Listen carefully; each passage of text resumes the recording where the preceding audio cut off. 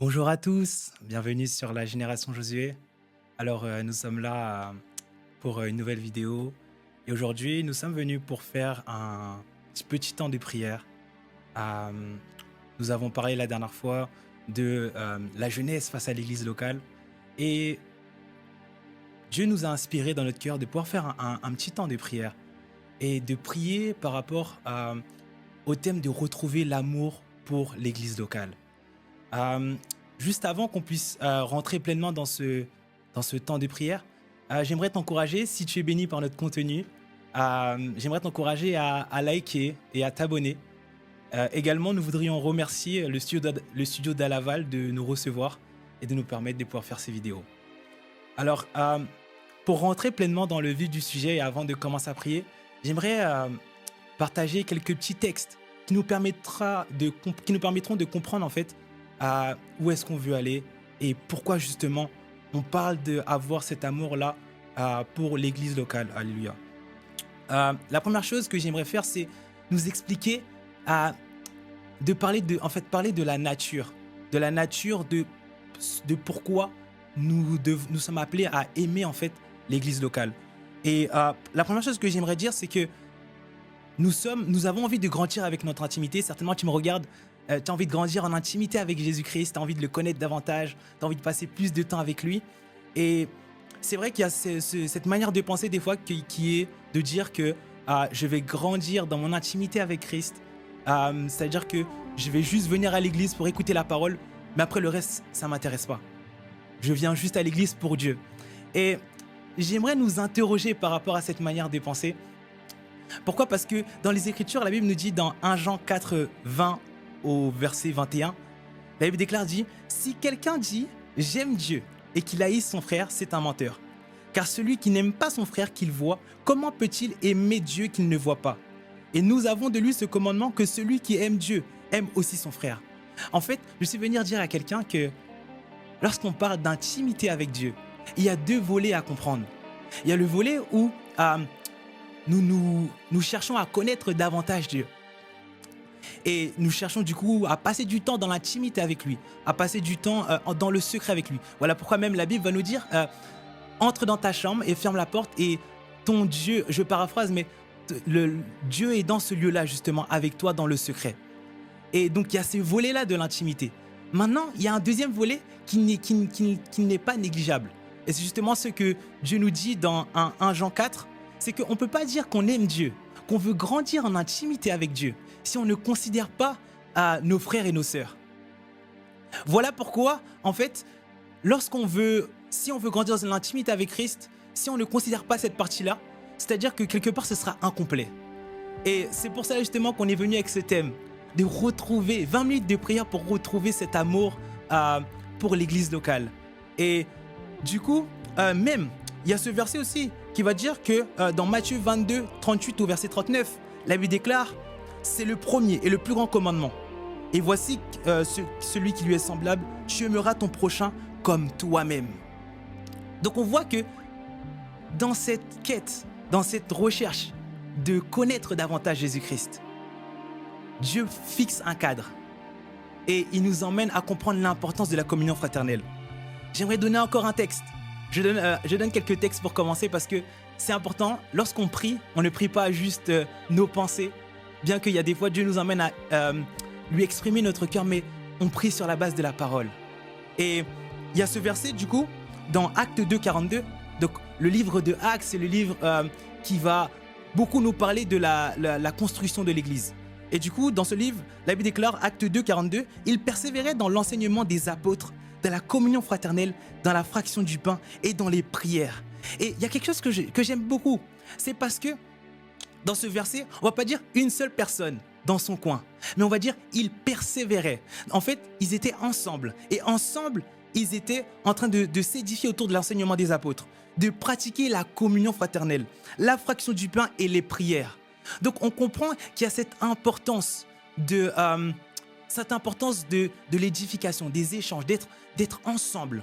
Et c'est justement ce que Jésus-Christ n'a pas cessé durant toute sa vie de leur enseigner, de leur apprendre à demeurer ensemble, de leur apprendre à fractionner le pain ensemble, de leur apprendre à se supporter les uns les autres. Je pense qu'on a tous vu ces épisodes dans la Bible où ils ont eu comme des querelles ou des moments où ils avaient quelques incompréhensions les uns avec les autres. On a même cette histoire où ils se demandent entre eux qui est le plus grand. C'est-à-dire que tout au long de la vie de Jésus-Christ, Jésus a voulu leur apprendre à vivre ensemble.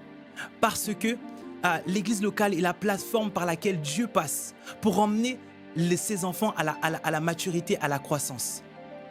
Et voilà pourquoi j'aimerais que nous puissions prendre un premier sujet de prière. Et ce premier sujet de prière, il y a une chose qui est claire, c'est que la Bible va nous dire dans 2 Corinthiens 3,5, ce n'est pas à dire que nous sommes capables de faire quelque chose comme venant de nous-mêmes, mais notre capacité, au contraire, nous vient de Dieu. En fait, c'est comme pour nous expliquer que ce n'est pas par nous-mêmes que nous allons aimer nos frères et nos sœurs. Ce n'est pas par nous-mêmes que nous allons nous approcher de Dieu. Mais c'est Dieu lui-même qui crée en nous ce désir-là. Et en fait, mon sujet de prière, c'est de demander à Dieu de nous accorder la grâce, de pouvoir... si jamais tu as perdu, peut-être toi tu me regardes, tu as perdu cet amour pour l'église locale. Tu as perdu cet amour pour le fait d'être avec des frères et des sœurs. Je crois que ce n'est pas par tes propres forces que tu vas recommencer à aimer, à pouvoir aimer ces temps de partage. Mais c'est Dieu lui-même qui va mettre en toi cette capacité, qui met en nous cette capacité. Voilà pourquoi le meilleur sujet de prière qu'on pourrait prendre, ce serait de demander à Dieu de rallumer en nous ce feu-là pour la communion fraternelle, ce feu-là pour demeurer ensemble. J'aimerais que nous puissions prier. Alors on va prier de manière très simple et j'aimerais que nous puissions prier ensemble parce que la génération Josué, nous sommes une communauté et nous grandissons ensemble. Donc, pendant là où tu es, prends la position que toi tu veux. Si tu veux te mettre à genoux, si tu veux te mettre dans ton canapé, si tu veux être debout, sois à l'aise. Et prions ensemble. Parce que la Bible déclare que là où est le corps, là s'assembleront les aigles. C'est-à-dire que c'est vrai que moi je suis devant ma caméra. Mais alors que nous nous unissons dans la prière, le Seigneur Jésus-Christ nous permet de nous édifier. Alléluia. J'aimerais que nous puissions prier pour que Dieu puisse renouveler en nous cet amour pour l'église locale et cet amour pour la communion fraternelle. Élevons la voix et prions ensemble. Seigneur Jésus, nous sommes là. Et nous sommes là afin de te demander que tu puisses vraiment venir nous donner, rallumer en nous ce feu. Peut-être il y a des gens qui sont en train de me regarder, Seigneur, et ils ont peut-être perdu ce feu pour la communion fraternelle. Ils ont peut-être perdu ce feu pour la fraction du pain. Peut-être même qu'ils ont du mal à supporter les rassemblements. Mais Seigneur, selon ce que tu dis dans 2 Corinthiens 3,5, ce n'est pas à dire que nous pouvons faire quelque chose comme provenant de nous-mêmes, mais tu dis que notre capacité nous vient de toi. Alors Seigneur Jésus, je prie que tu puisses rallumer en nous ce désir, Seigneur mon Dieu, pour passer du temps avec les frères. Papa, dans ta parole, tu vas dire, édifiez-vous les uns les autres. Tu vas nous dire, Seigneur mon Dieu, de nous édifier par des hymnes, des psaumes et des cantiques. Et tout cela ensemble, Seigneur. Nous comprenons donc qu'il y a un mystère, Seigneur mon Dieu, dans le fait que les saints se rassemblent, dans le fait que les enfants de Dieu se rassemblent. Tu vas dire aussi dans ta parole que là où 2 ou 3 sont assemblés en ton nom, tu es présent, Seigneur. Alors je prie, Seigneur, que tu rallumes dans nos cœurs ce feu, cet amour, Seigneur mon Dieu, que tu le rallumes, Seigneur Jésus-Christ, parce que nous comprenons que si nous voulons grandir dans l'intimité avec Jésus-Christ, si nous voulons aimer Jésus-Christ, la Bible déclare, c'est Jésus qui le dit, que ceux-là qui m'aiment, ce sont ceux qui obéissent à mes commandements, Seigneur. Et donc, si nous obéissons à tes commandements, nous comprenons que tu as un amour particulier pour ton Église, Seigneur mon Dieu. Et nous comprenons que si nous voulons être obéissants, si nous voulons grandir avec Jésus-Christ, nous avons besoin de considérer l'Église de Dieu. Seigneur, nous t'en supplions, rallume ce feu. Et là où peut-être il y a des personnes qui me suivent, Seigneur, qui ne sont pas habituées à l'église locale, qui ne sont pas habituées à être dans une communauté, Là où peut-être il y en a, ça ne leur parle pas, c'est quelque chose de nouveau. Peut-être même il y en a, malheureusement, ils n'ont pas pu grandir dans une famille. Et donc, toutes ces choses, c'est quelque chose de nouveau pour eux. Mais Seigneur, nous prions que tu puisses, Seigneur mon Dieu, mettre en nous, Seigneur, cet amour pour la communion fraternelle, pour le fait d'être ensemble, Seigneur Jésus-Christ. Parce que, Seigneur mon Dieu, c'est ce que tu attends, Seigneur mon Dieu. C'est ce que tu attends, Seigneur Jésus-Christ. Et tu ne veux pas que... tu as dit quoi? Tu as dit que si jamais il y a une brebis qui s'éloigne, qui s'écarte, tu vas laisser les 99 pour la ramener. Et tu vas la ramener où? Tu vas la ramener avec les 99. Ah Seigneur, c'est donc nous comprenons, Seigneur mon Dieu, que ton objectif, c'est que l'Église puisse fonctionner ensemble. Ton objectif, c'est pas qu'il y ait des chrétiens tout seul, mais ton objectif, c'est que nous puissions marcher comme un corps, comme une famille, Seigneur Jésus-Christ. Alors, s'il te plaît, rallume en nous l'amour pour la communion, l'amour, Seigneur mon Dieu, pour demeurer ensemble, que nous apprenions à nous aimer les uns les autres, que nous puissions apprendre, Seigneur, à nous supporter. C'est vrai que des fois, Seigneur mon Dieu, le problème des fois, c'est le fait de se supporter, le fait de s'accepter les uns les autres, mais nous t'en supplions Jésus, que tu puisses venir nous aider, accorde-nous la grâce Seigneur, accorde-nous la grâce, parce que aussi Seigneur tu nous as donné des commandements, des choses à faire ensemble. Tu as dit que chaque fois que vous réunissez, on va se réunir, qu'on puisse partager le corps du Christ au travers de la Sainte Seine, Seigneur Jésus-Christ. Donc on comprend, Seigneur mon Dieu, qu'il y a vraiment quelque chose, il y a vraiment un commandement que tu nous donnes. Voilà pourquoi nous te demandons, rallume-nous ce feu, Seigneur Jésus-Christ. Alléluia. Mes frères et mes sœurs, j'aimerais que nous puissions encore prendre un autre sujet des prières. Alléluia. J'aimerais que nous puissions prendre un autre sujet des prières. Certainement, il y a des personnes qui me regardent et peut-être que le feu pour demeurer ensemble, pour l'église locale, tu l'as peut-être perdu parce que tu es venu dans une église et tu t'es senti délaissé. Peut-être tu t'es senti mis à part. Peut-être même tu as été victime de discrimination au sein de l'église. C'est possible. Mais j'aimerais que nous puissions du coup prier ensemble. J'aimerais prier pour toi qui me regarde. Et afin de demander à Dieu que là où tu as pu sentir un sentiment de rejet, j'aimerais prier afin que le Seigneur Jésus-Christ puisse vraiment venir restaurer ton cœur. Parce que comme tu as pu l'entendre, comme j'ai pu le dire, si nous voulons aller dans cette dynamique de croissance avec Dieu, nous avons besoin des uns les autres. Alléluia. Donc j'aimerais prier là où tu es. Est-ce que tu peux mettre ta main sur ton cœur? Et je vais prier pour toi. Prier avec toi. Parce que tu sais, pendant que je suis en train de prier, vous pouvez aussi vous également prier. Peut-être même répéter mes mots. Peut-être même, il y a des personnes qui me regardent et qui ne savent pas comment on prie. Tu peux utiliser mes mots. Tu peux utiliser aussi les mots que le Saint-Esprit te met dans ton cœur. Je vais élever ma voix. Seigneur, je prie pour toutes les personnes, Seigneur mon Dieu, qui sont connectées, qui regardent cette vidéo, Seigneur mon Dieu. Et ces personnes ont peut-être été victimes de rejet, Seigneur mon Dieu. Ces personnes, malheureusement, ont été victimes peut-être de discrimination, Seigneur Jésus-Christ. Papa, toi, Seigneur mon Dieu, qui es venu afin, Seigneur mon Dieu, de restaurer les cœurs brisés. Je prie, Seigneur Jésus-Christ, que tu viennes restaurer le cœur de ces personnes. Ces personnes, Seigneur, qui ont vécu des déceptions à l'église. Ces personnes, Seigneur, qui ont peut-être été attristées par l'attitude d'un frère ou d'une sœur. Ces personnes, peut-être, qui, Seigneur Jésus-Christ, ont tout simplement été blessées, Seigneur. Je prie, Seigneur, que tu puisses restaurer leur cœur. Parce que, Seigneur mon Dieu, le diable essaye de mettre des forteresses dans les cœurs, de telle sorte à se dire que je vais pratiquer ma foi tout seul. Je n'ai pas besoin des autres, je vais pratiquer ma foi tout seul. Et le diable se sert de ça afin de les isoler et de les laisser tout seuls pour mieux les attaquer. Mais Seigneur Jésus-Christ, béni soit ton nom, parce que tu as dit que si jamais une brebis s'écarte, tu vas laisser les 99 autres pour les ramener. Ah Seigneur, je suis en train de prier parce que Seigneur, au travers de ce programme, tu es en train de ramener une brebis, la 100e brebis qui s'était écartée, et tu es en train de la ramener avec le corps, Seigneur. Je prie, Seigneur, que tu puisses restaurer les cœurs, que tu puisses penser les blessures, Seigneur Jésus-Christ. Oh Seigneur, je t'en supplie, Père éternel. Je t'en supplie. Là où, papa, il y avait eu de l'amertume, Seigneur, à cause de toutes ces choses, papa, restaure les cœurs, Seigneur.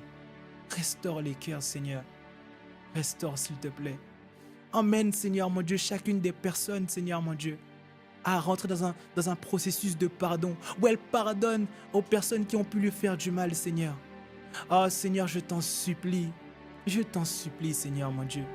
Ne permets pas que le diable continue de garder captive cette personne qui m'écoute, Seigneur. Cette personne qui a été blessée. Ne permets pas que le diable continue de jouer avec cette blessure pour la garder captive, Seigneur, mon Dieu.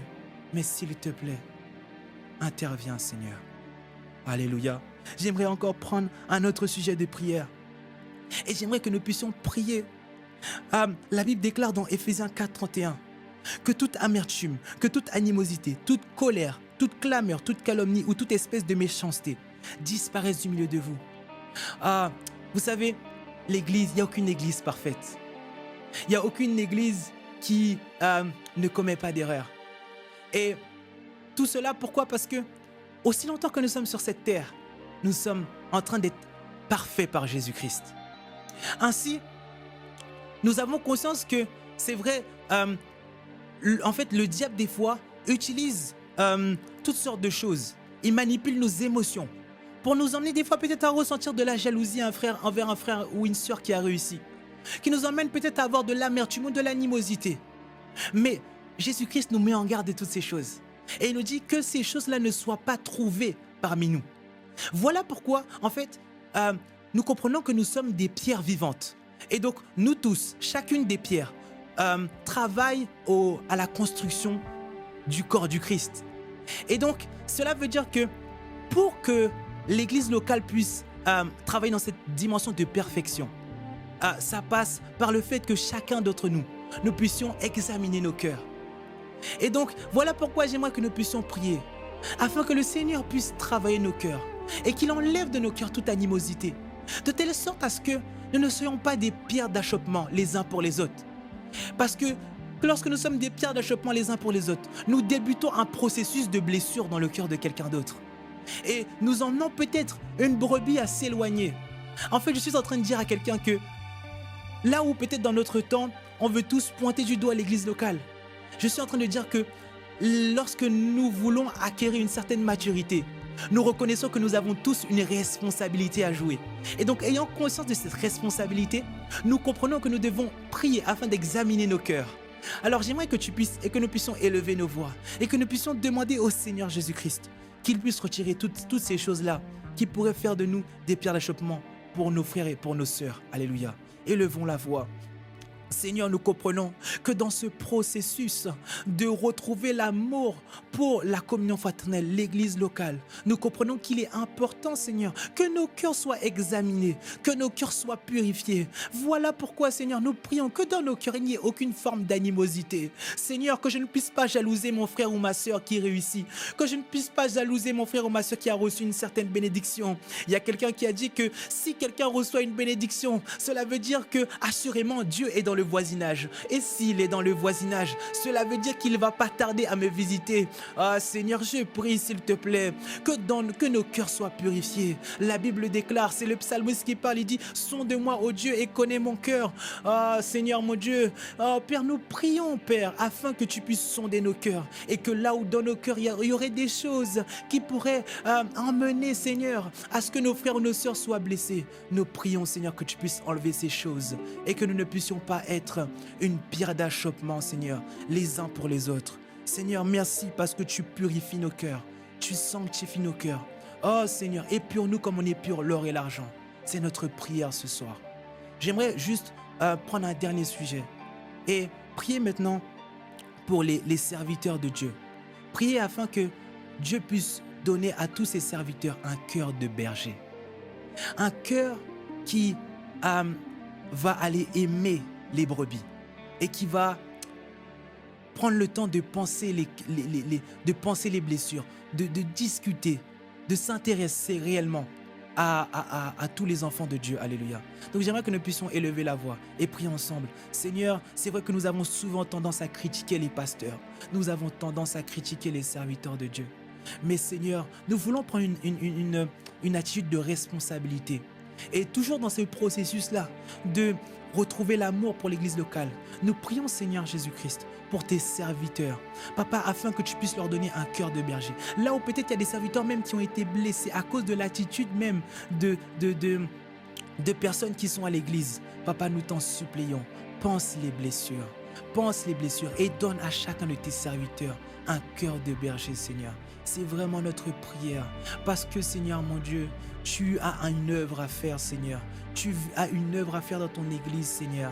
Et il y a des âmes, Seigneur mon Dieu, qui ont besoin d'apprendre à connaître Jésus-Christ. Il y a des âmes qui ont besoin de l'aide de tes serviteurs, de l'aide de ces bergers, Seigneur.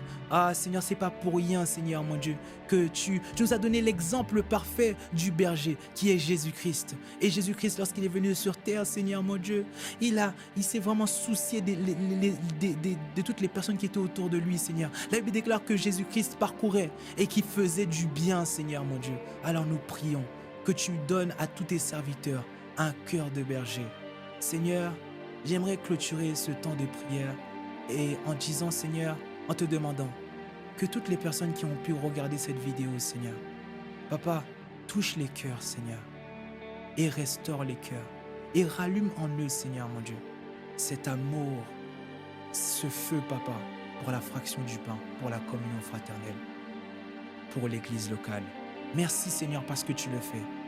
Que ton nom soit béni, au nom puissant de Jésus-Christ. Amen. Alors, si tu as aimé cette vidéo, nous sommes à la fin. N'hésite pas à liker cette vidéo et même à activer la cloche. Plusieurs vidéos vont sortir afin que tu puisses recevoir les notifications. Que le Seigneur vous bénisse. À bientôt.